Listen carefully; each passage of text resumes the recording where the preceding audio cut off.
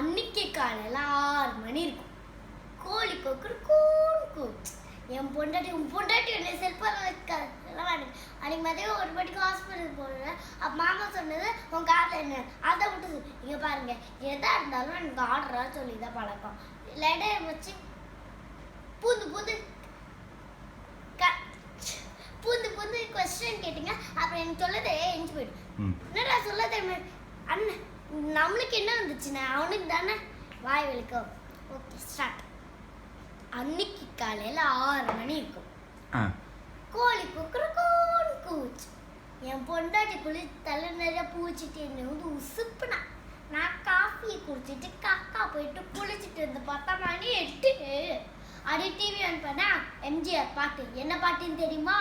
நான் உங்கள் வீட்டு பிள்ளை, இது ஊரழிந்த உண்மை, நான் செல்ல என்று பாதை, பேரிலிங் காட்டும் பாதை.